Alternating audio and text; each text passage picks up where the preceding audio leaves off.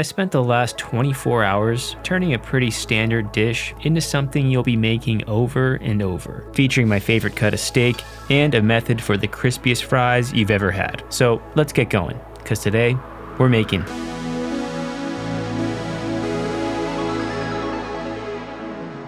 Welcome. We're making steak frites, a classic French or Belgium dish depending on who you ask. It's a pretty simple dish, but we're gonna get a head start the day before so we can really maximize everything. And I felt like splurging, so I got this Australian Wagyu hanger steak, and this is a cut that's been a bit harder to find in the past because there's only one per animal and the butchers tend to keep it for themselves, which is why it's nicknamed the butcher steak. It's got the flavor and marbling and fat, sort of like a ribeye, but the tenderness of a filet mignon. And it hangs off the diaphragm under the ribs and near the loin, thus the name hanger steak. It's become more popular and now it's more available in grocery stores. I'd say ask your butcher if you can't find one, but it's probably already in their car. So I've generously salted all sides and I'm gonna get it onto a rack, and we're gonna get this into the fridge overnight. This is gonna allow the salt to fully penetrate evenly into the meat, and the rack is gonna help suspend it to allow airflow underneath so that we can dry out the surface just enough for a nice sear. It is a smaller cut of meat, but since we're only dry brining for 24 hours, it's not gonna be enough time for a pellicle to form on the outside that we would otherwise need to trim. On to the potatoes. So we're actually gonna wind up using a similar approach to the potatoes that we did to the steak. You'll see what I mean in a minute, but first off, I'm using russet potatoes, which are great for frying. Basically, first I'm just peeling them. I don't mind if there's a little bit of skin left over. Then, before I slice them up, I'm just gonna give them a quick rinse on the outside just to remove any dirt or excess bits of skin on the outside. So I'm gonna wind up slicing these into medium to medium small size fries, I guess. Something that you can pick up easily with a fork underneath a piece of steak.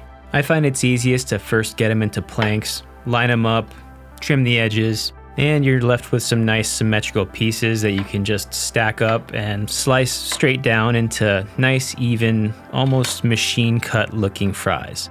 And if there's any uneven shapes, you can just kind of hand trim them or save them for your mashed potatoes. And today we're gonna fry these up in beef tallow, which is, I guess, what the original McDonald's fries were, because it's hard to argue with the classics. Okay, so at this point, normally you'd rinse these out a couple times to remove the excess surface starch that comes out from slicing them. Like I said, the starchiness is something that we want, but it's what we want on the inside, not necessarily the outside. In this case, we're gonna boil them with some salt and baking soda to cook them internally all the way through. Then we're gonna let them cool and dry out the surface overnight in the fridge, similar to what we're doing with the steak. If we were to rinse these a few times before boiling them, like we would usually do, we'd wind up losing more starch than is necessary. And what I like to do with most pre-boiled potatoes is to get them in the pot with the water still cold and then bring them up to temperature. That way they cook more evenly versus the outsides getting mushy while the interior is still raw. Then I'm getting these into the fridge uncovered for the first 15 to 20 minutes to allow the steam to evaporate, and I'm just gonna clean up a bit in the meantime. Then I'll cover them with plastic wrap overnight because we don't want them to dry out too much. All right, we made it to the next day. So the only thing left to do before we get cooking is to start to prep all of our ingredients for the sauce and get everything into its place, aka mise en place. And we're gonna be making an poivre sauce, which is basically like a creamy, reduced peppercorn-y sauce. Great description, I know. Either way, it's gonna start with some shallots. And I'm going for a somewhat fine but relatively rustic dice today. We're gonna wind up finishing the dish with some chives at the very end. The best way to cut chives is to first roll them up in a damp paper towel and then slice straight down and through. This isn't the kind of thing where you want to be rocking your knife back and forth. You want to be a bit delicate and careful with them. Also, this is one of the many things where the sharper the knife, the better. To save time, I'm going to use some store-bought beef stock today, which lacks the collagen you get from a homemade beef stock. So to compensate, I'm going to add a little bit of gelatin. This is a move I picked up from Kenji Lopez Alt. And look at our magnificent mise en place. It's time to check on our beef. Since it's pretty thin, it won't take very long to come up to room temperature, so I'm just gonna let it kind of hang out on the counter while we work on our fries. It's looking great. A deep, rich color, the salt's penetrated, and the surface is dry but not overly dry. We did well here. All right, time to fry up our fries. We got them out of the fridge, and they're looking pretty good. And like I mentioned before, we're frying these up in beef tallow, which has that old school fast food flavor, but at the same time, it's somewhat luxurious.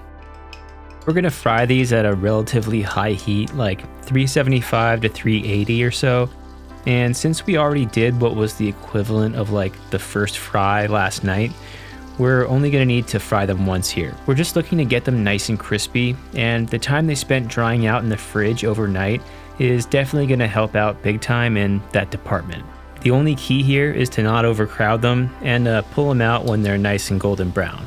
A wok is also a great vessel for deep frying because it has a lot of surface area, stops things from splashing up and around, and gives you a lot of room to work and get utensils in and out super easily. And while they're still nice and hot, give them a little bit of salt, and then we're gonna go in for our second batch. Remember what I said about not overcrowding your pan? Do as I say, not as I do. And after a quick swap to a larger vessel here, we're pretty much good to go. I'm just gonna keep these warm in a super low oven while we prep the rest of the dish. Now it's time for the meat! I mean, it's hard to argue with the guy. Let's cook our steak. I'm using stainless steel today. We're gonna do a little water bead test, which we passed, and then we're gonna get in a little bit of our extra beef tallow from before. Now, the way I like to cook a hanger steak, or almost any steak for that matter, is the constant flip method, and on a medium-high heat. The idea is that as you turn it, each side gets cooked gradually, and by the time the internal temperature is right, the outside has a nice char on it. And that leaves you with a more even edge-to-edge color versus darker on the outside and pinker in the middle. And you can get this with different methods, the reverse sear and countless others. That said, today I was a little bit antsy and getting a bit hungry, so I kicked the heat up a little higher, but it's Wagyu, so this thing is going to be tender no matter how you cook it. And after I get the browning I want on all sides, I'm going to throw in a big knob of butter, followed by some thyme, rosemary, and garlic. Then we're going to tip up the pan and gently baste the steak, and occasionally flip it if it seems like it's spending too much time on one side. I'm looking for an internal temperature of about 120 degrees Fahrenheit because there's going to be a good amount of carryover cooking while it rests, which will take us to a nice medium rare. And it's always a good idea to save those aromatics and rest your steak in a little bit of those beef drippings too. While that's resting, I did a light wipe down of the pan but made sure to preserve the fond left at the bottom. That's gonna serve as the foundation of our pan sauce. Then I'm gonna get in a light drizzle of our tallow, followed by our shallots, and then a nice knob of butter. So steak au poivre means steak with pepper. So we're gonna be adding pepper in various stages here to get a wide spread of complexity, from more roasted pepper flavors to a brighter bite from fresh pepper at the end. Next, I'm gonna kill the heat and get in a couple generous splashes of cognac. If you don't have cognac, you could use some brandy or even some whiskey. And I'm gonna take my time here with the heat off a bit so I don't flame out my kitchen. I don't have my fire extinguisher on hand today.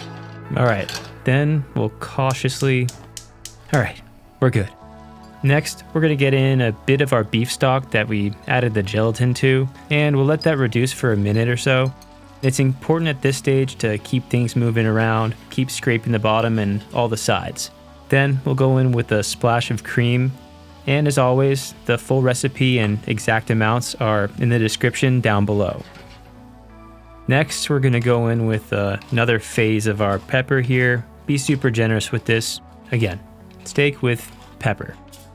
Then I'm gonna add some Sichuan peppercorns, which is a move I'm stealing from chef Sam Breverman. He runs a restaurant in Brooklyn called Lori Jane, which is sort of the current holy grail for steak frites. Sichuan peppercorns are from the Sichuan region of China and are known for their more unique citrusy and floral flavor. They also add a sort of numbing sensation to your mouth as you're eating. If you don't like heat, don't add these.